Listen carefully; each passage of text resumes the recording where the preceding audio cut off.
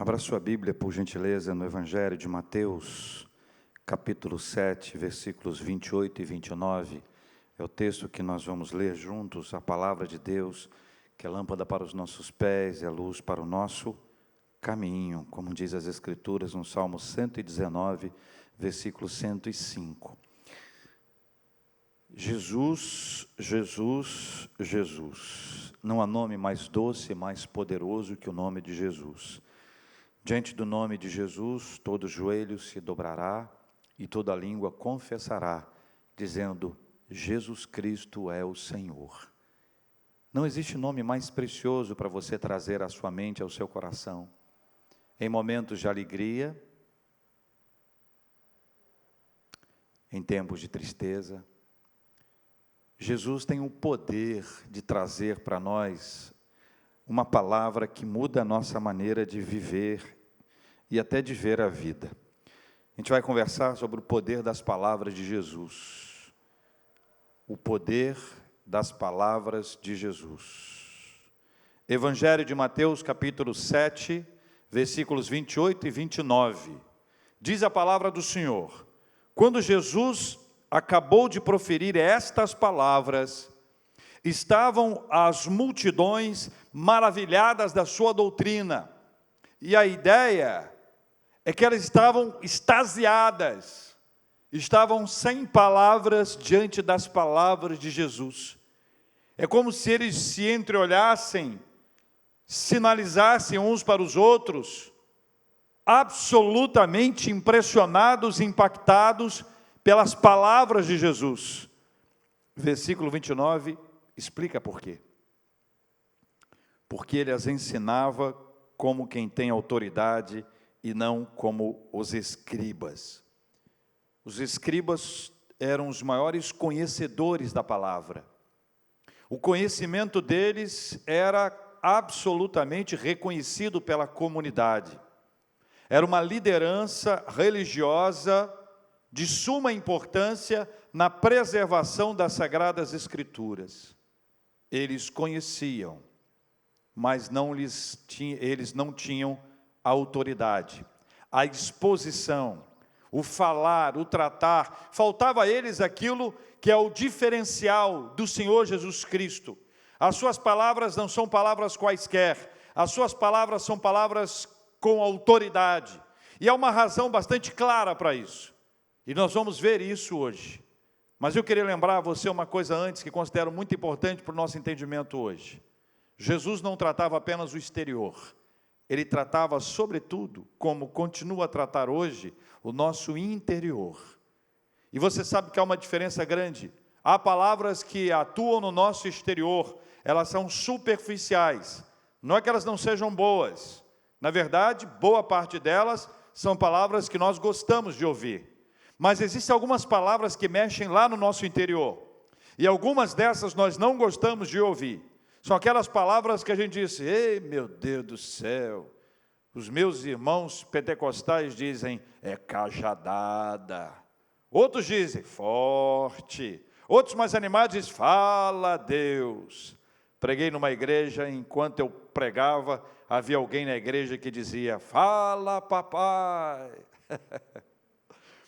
É tão bom quando Deus fala com a gente. E ainda que a primeira impressão seja: ai, ai, ai, ai, ai, não toca nesse assunto. A sequência disso é cura. A sequência disso é transformação. A sequência disso é libertação. Quando Jesus diz: e conhecereis a verdade, e a verdade vos libertará, Ele está dizendo que a verdade, ela nos arranca do aprisionamento, do encarceramento espiritual. Existem coisas que nos prendem, coisas que nós estamos ali, atrelados a elas, algemados a elas, mal andamos. Mas o Evangelho faz isso, liberdade, liberdade. A cultura daquela época era extremamente voltada para a aparência.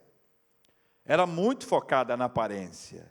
Se você achar que hoje também a gente faz uma análise comparativa. Vamos interagindo aqui, nós dois, tá bom?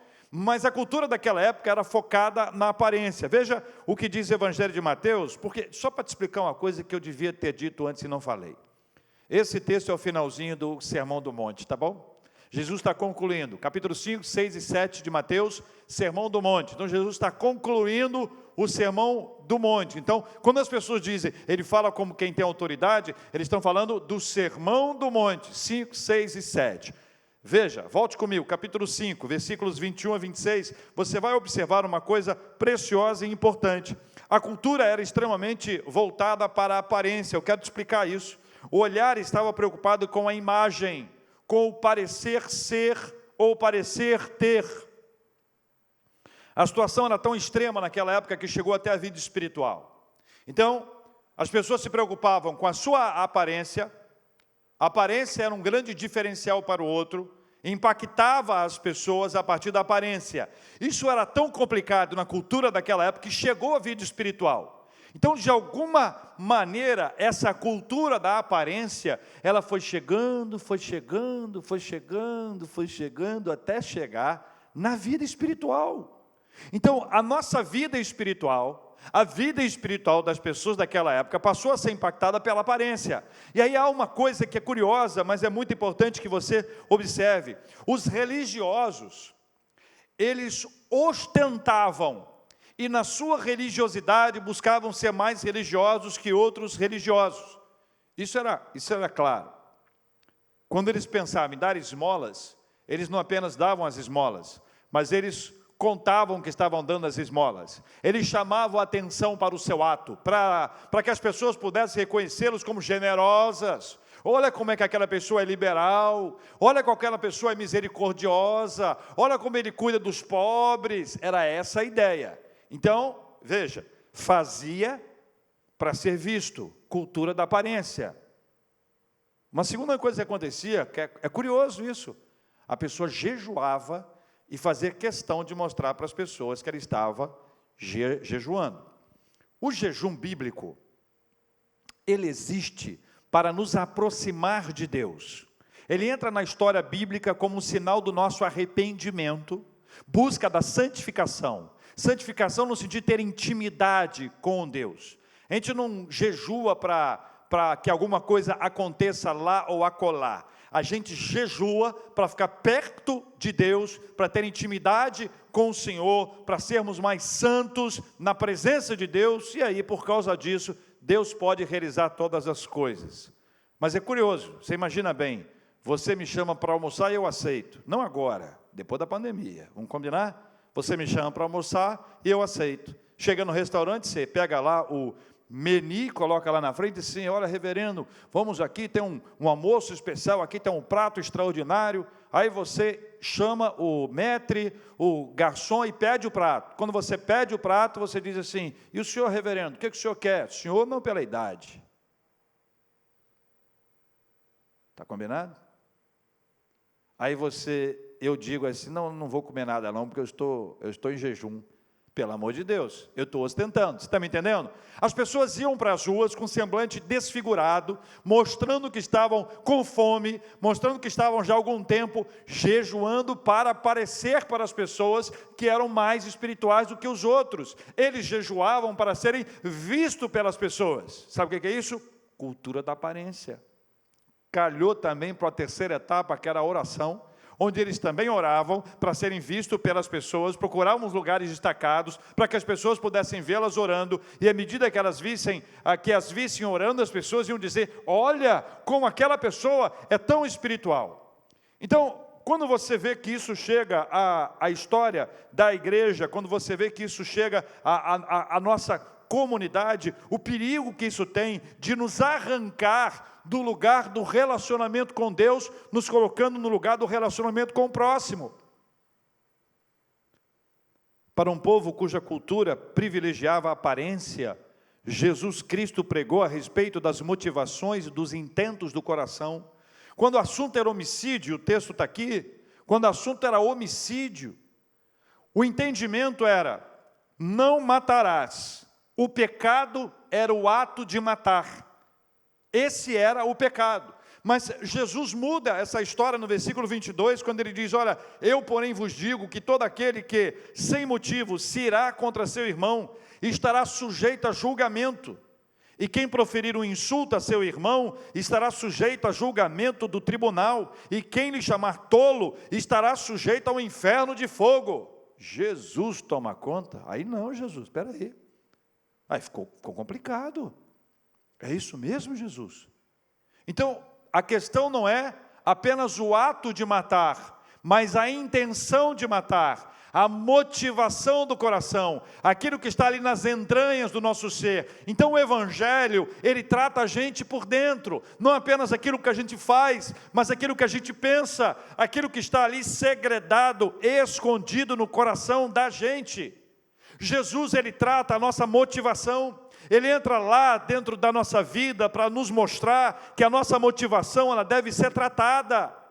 E ao tratar a nossa motivação, Ele nos cura, Ele nos liberta, Ele nos arranca do lugar em que o ódio é alimentado todos os dias.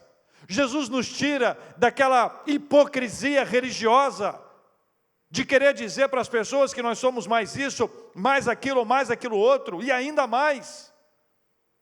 Esse auto-engano, quando nós queremos dizer para nós mesmos, da nossa vida espiritual, nós precisamos buscar a doce e maravilhosa presença de Deus, porque o poder do Evangelho é esse. Enquanto as pessoas estavam lá assistindo Jesus, enquanto as pessoas estavam ouvindo a sua fala, elas ficavam perplexas, porque Ele falava ao coração delas. Ele não falava apenas sobre as questões superficiais, Ele não falava apenas sobre aquilo que era percebido pelas pessoas. Ele trata aquilo que está no coração. Para um povo cuja cultura privilegia a aparência, Jesus Cristo pregou a respeito das motivações e intentos do coração. Deixa eu te dar uma palavra aqui, nós dois aqui mais uma vez. Deixa eu dizer para você o seguinte: os intentos do coração são conhecidos por duas pessoas, você e Deus. Os intentos do meu coração são conhecidos por mim e Deus. Você sabe e eu sei como nós estamos espiritualmente. Se a nossa vida espiritual é uma fantasia, se a nossa vida espiritual é apenas uma aparência, se há realidade ou se não há, se há constância ou se não há, se há compromisso ou se não há, você sabe. Então o Evangelho é para trazer a você o poder do Evangelho de Cristo, é para trazer a você a realidade de um encontro verdadeiro com o Senhor. Pode não ser uma palavra boa para você ouvir, mas é uma palavra que trata o seu coração e a sua vida espiritual. Segundo, a cultura daquela época era focada em acumular tesouros na terra. Toda hora eu estou te falando isso. Se achar que parece com hoje, você faz a sua análise comparativa. A cultura era focada em acumular tesouros na terra. As pessoas estavam preocupadas em juntar o máximo possível. E é curioso, porque lendo o Êxodo, eu me deparo com um texto que diz que Deus determinou que o povo recebesse todos os dias o maná, e que cada dia o maná era levado para casa de acordo com o número de pessoas daquela casa, ou seja, a provisão era segura e era diária. Mas aí algumas pessoas começaram a achar que era melhor, em vez de levar um, levar dois. Se levava dois, levar quatro. Se levava quatro, é melhor levar 8. E é curioso que, enquanto isso para nós hoje pode parecer um planejamento, uma organização, naquela época era negar a fidelidade a Deus. Era dizer que Deus não era fiel para prover amanhã. Era criar uma independência, coisa que nós queremos criar o tempo inteiro. Era não acreditar que Deus iria prover amanhã. Deus estava querendo ensinar o povo a viver pela fé. Deus queria ensinar o povo a depender dEle. E aí Deus preparou uma lição para o povo. Aí o cara que pagava 2, imagina bem a cena, pegava 2 lá, que Deus mandava, que ele via lá, pegava, aí falou assim, vou levar 4. Levava 4, deixava em casa.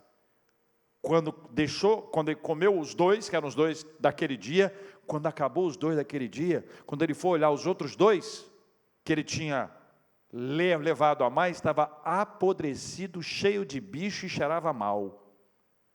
Sabe o que eles aprenderam? Confia no Senhor. Confie no Senhor. A cultura daquela época era focada em acumular tesouros na terra.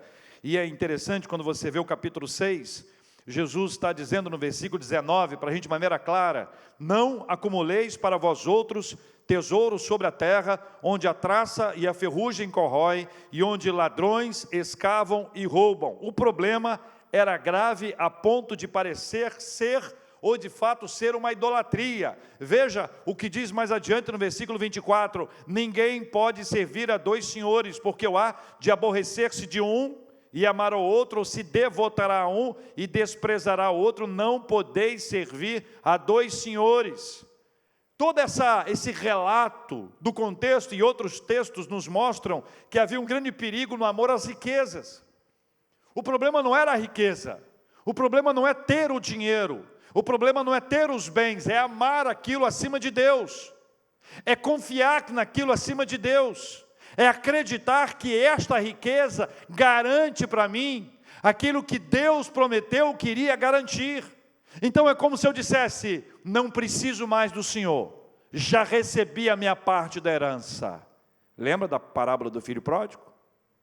Não preciso mais do Senhor, me dá a minha parte da herança, já recebi a minha parte da herança. Eu me garanto, é o maná em dobro. Um dia, esse maná em dobro, ele apodrece, ele cheira mal, e os bichos começam a chegar. Jesus nos ensina, meus queridos irmãos, a lembrar da nossa dependência de Deus e da confiança de Deus, da provisão de Deus. As riquezas não podem tirar o lugar de Deus da nossa vida. Uma sociedade onde o dinheiro é o valor maior, ela está fadada à falência. Jamais haverá dinheiro suficiente para todos aqueles que o servem. Não haverá dinheiro suficiente para todos que o servem, ou seja, esta sociedade está fadada à falência. Um dos problemas decorrentes, Jesus diz aqui, versículo 19 que nós lemos: os ladrões vão lá e roubam. E naquela época, sabe como é que era? A pessoa tinha um tesouro, ela colocava na terra, ela escondia. E ali na terra que ela escondia, ela voltava depois para buscar. E algumas vezes, quando ela voltava animada para buscar a riqueza dela, o ladrão tinha escavado e roubado. O cristianismo expõe um novo caminho para nós. Ele diz que Deus é o dono da prata e do ouro. Raciocina comigo. Se Deus é o dono da prata e do ouro, Ele proverá, Ele sustentará, Ele nos dará aquilo que é necessário. É o maná diário. Não é mais do que eu preciso, não era além do que eu preciso, mas é exatamente aquilo que eu preciso para avançar. Não apenas para sustentar a minha casa, mas para avançar. Veja, quando a Bíblia nos traz, ela expõe para a gente um caminho diferente. No lugar de tesouros na terra, é possível acumular tesouros no céu. Veja o que diz o versículo 20: mas ajuntai para vós outros tesouros no céu, onde traça nem ferrugem corrói, onde ladrões não escavam nem roubam, porque onde está o teu tesouro, aí estará o teu coração. E esse é o ponto de Jesus. O que está no seu coração? Mais uma vez ele trata o coração e não o exterior. A preocupação de Cristo aqui não é se uma pessoa é rica ou se ela é pobre, mas se o dinheiro é o seu ídolo, se o dinheiro ocupou o lugar de Deus na sua vida. Há pobres cujo coração está no dinheiro, como há ricos cujo coração está no dinheiro. Não é questão de ser pobre ou ser rico. Essa ideia é uma distorção. A questão toda é o quanto você confia no dinheiro acima de Deus, o quanto você serve ao dinheiro, o quanto ele te dominou. Paulo vai escrever a Timóteo, para poder esclarecer, diz: ó, Timóteo, abre teu olho, hein? O amor ao dinheiro é a raiz de todos os males. As pessoas matam, famílias são dilaceradas, casais são separados por causa do dinheiro, filhos matam os pais por causa do dinheiro. É uma história absurda. Netos matam seus avós por causa do dinheiro. O dinheiro cega as pessoas. É o dinheiro? Amor ao dinheiro. O problema não é o dinheiro. O problema não é se você tem 5, 50, 500, 5 mil, 50. O problema não é esse. Essa não é a questão. A questão é quando isso se torna um ídolo para você. E qualquer coisa que esteja no lugar de Deus se torna um ídolo. A pessoa pode dizer, não, pelo amor de Deus, pastor, epa, essa palavra não é para mim. Eu não adoro ao dinheiro. Preste atenção. Como é que você administra os seus recursos? Os reformados têm alguns princípios para isso. A teologia reformada nos ajuda a dizer, olha, seja econômico. Use no que precisar, seja econômico. Não deixe de preparar-se para o futuro. Cuide da sua casa, cuide do futuro.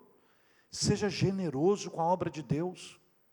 Você consegue entender que em muitas ocasiões Deus levanta uma pessoa, Deus dá um recurso para uma pessoa, para ela ser uma bênção? Deixa eu te dar um exemplo simples. Existem pessoas que receberam de Deus o dom de cantar. Então, elas receberam um talento de Deus e com esse talento elas adoram ao Senhor e elas cantam. Tem gente que tem habilidade em fazer dinheiro. Seus negócios vão bem, desenvolve financeiramente. Deus está te dando um talento. Use esse talento para a glória de Deus. Não deixe esse recurso dominar a sua vida. Ao invés de adorar a riqueza, adore o dono do ouro e da prata, que é o nosso maravilhoso Deus. Olha, meus irmãos e minhas irmãs, o Evangelho, ele vira a gente de cabeça para o alto, como diz um amigo meu. Não se trata de ter dinheiro ou não, mas de colocar o dinheiro no seu devido lugar. Se trata de investir no reino dos céus. Isso é maravilhoso. Isso é maravilhoso, porque quando nós investimos na obra da igreja, na obra missionária, na obra do Senhor, nós estamos investindo na obra de Deus, e essa obra de Deus vai alcançando mais e mais pessoas. Esse é um investimento espiritual. Nesta linha, Jesus sinaliza para a gente, no versículos 22 e 23, a questão dos olhos. Ele diz, são os olhos a lâmpada do corpo. Se os teus olhos forem bons, todo o teu corpo será luminoso. Veja o versículo 23. Se, porém, os teus olhos forem maus, todo o teu corpo estará em trevas.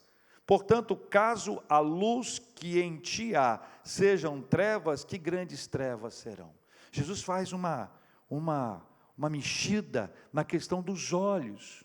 Para o que você olha? Como são os seus olhos? E parece não se tratar do que os olhos olham. Parece não se tratar do que os olhos olham, mas do que os olhos são levados a olhar. Motivação, intento do coração. E este olhar frutificará para todo o corpo. Saber as razões do meu olhar, da minha busca, do meu querer, pode me permitir descobrir aonde está meu coração. Se está em Deus ou na riqueza. Se confia no Senhor ou na riqueza. Cuidado com isso, porque isso aprisiona as pessoas. Por causa disso, muita gente está aprisionada até hoje. E quando o dinheiro não entra, ou quando a situação econômica ela não está equilibrada, muitas pessoas se matam. Você deve conhecer várias histórias assim. Sempre que há uma queda fulminante das riquezas, da questão econômica, muitas pessoas atentam contra a sua própria vida.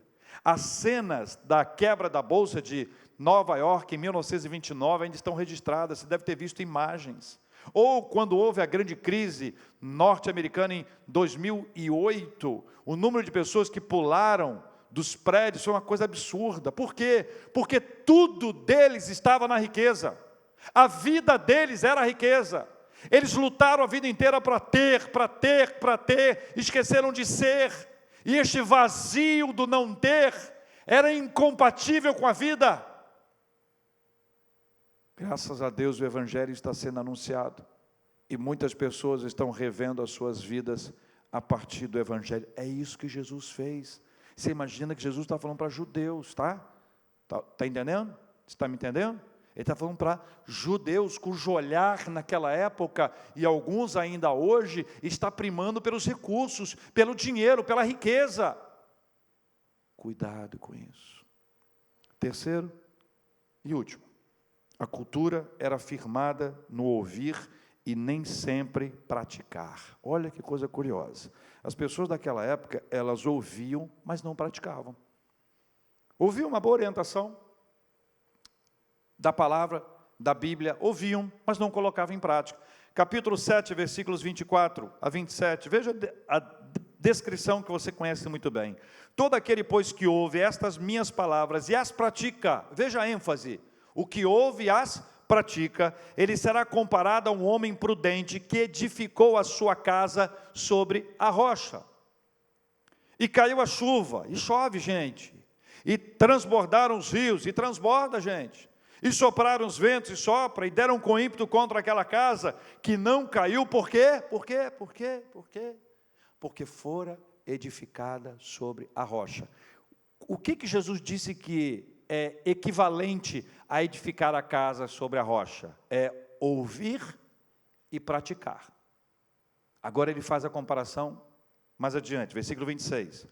E todo aquele que ouve essas minhas palavras e não as pratica, ouve e não pratica, ele será comparado a um homem insensato, que edificou a sua casa sobre a areia, não é mais rocha, agora é areia. E caiu a chuva, transbordaram os rios, sopraram os ventos e deram com ímpeto contra aquela casa, e ela desabou, sendo grande a sua ruína. O que Jesus explicita para nós aqui? Ele explicita que existem aqueles que ouvem e praticam, e esses são comparados aos que edificam a sua casa sobre a rocha. E aqueles que ouvem e não praticam, esses são comparados àqueles que edificam a sua casa sobre a areia. Mais uma vez, Jesus está trabalhando a cultura da época. Ele está revelando a cultura. Ele está dizendo, olha, vocês estão aqui, vocês estão prestando atenção em tudo, mas olha, não adianta só ouvir não. Não adianta só ouvir.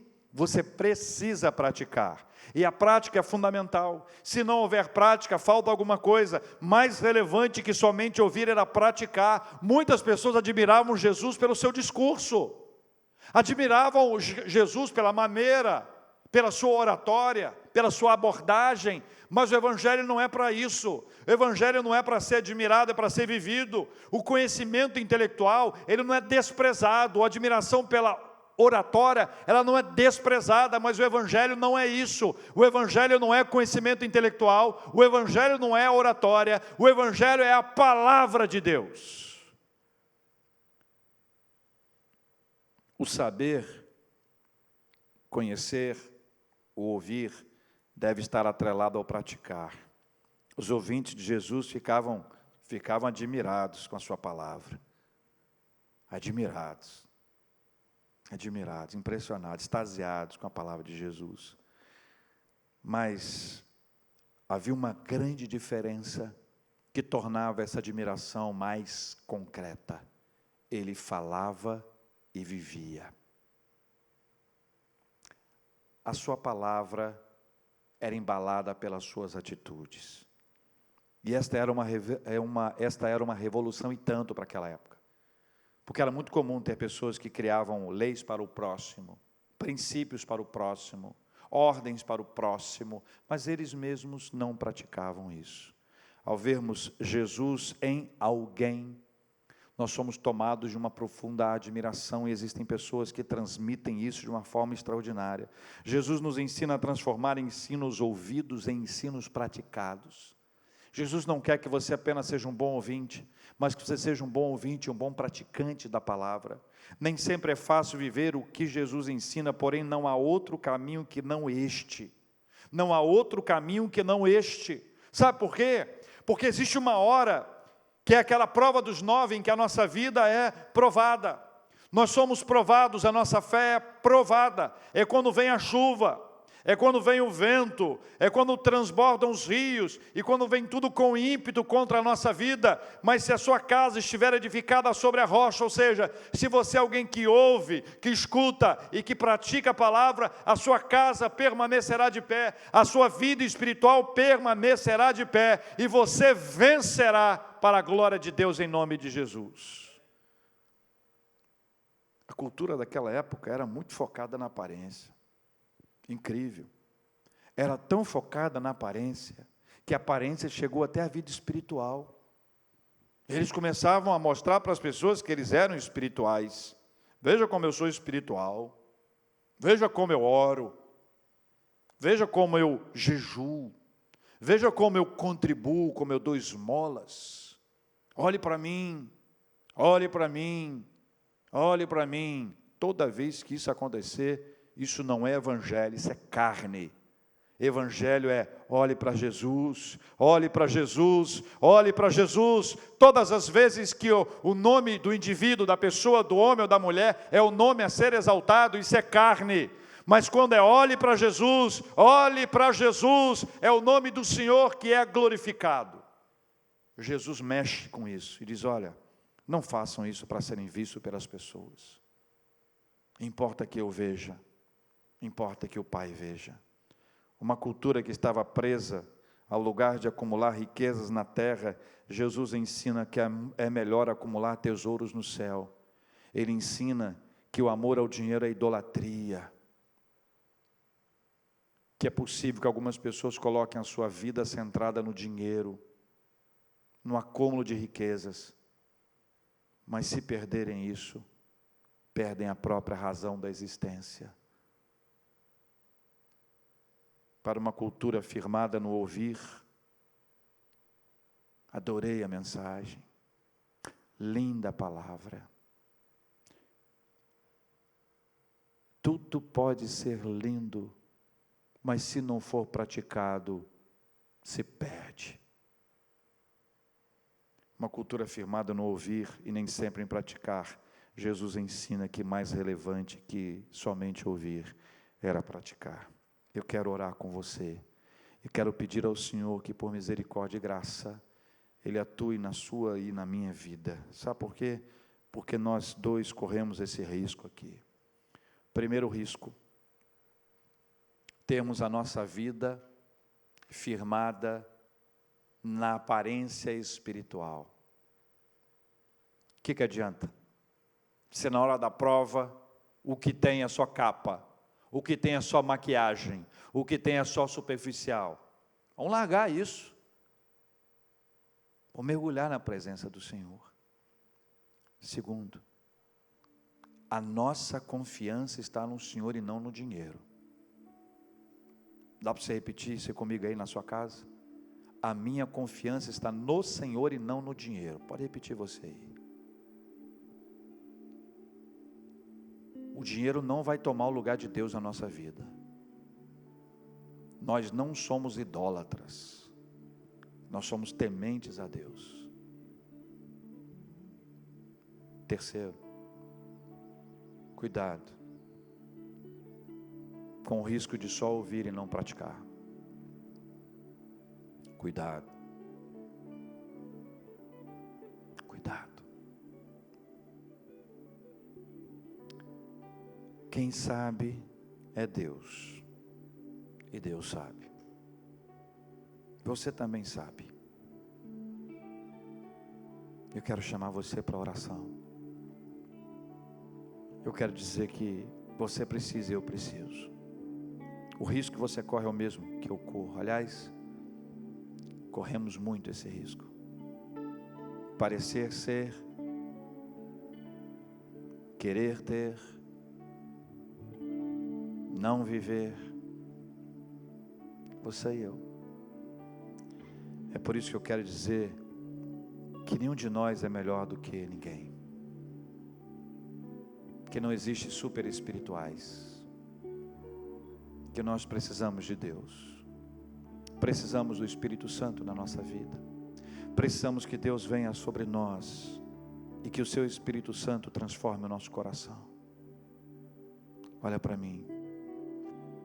Se a sua vida espiritual estava até agora baseada apenas na aparência, se o seu coração estava na riqueza, se você estava vivendo e não praticando, só ouvindo, não praticando, o Espírito Santo está falando com você, ao seu coração. Vamos orar.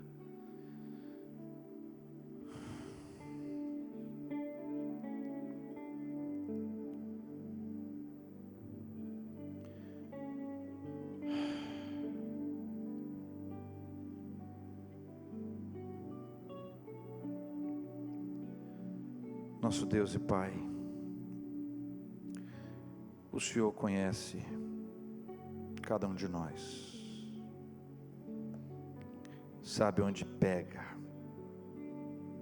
onde nós estamos mais presos.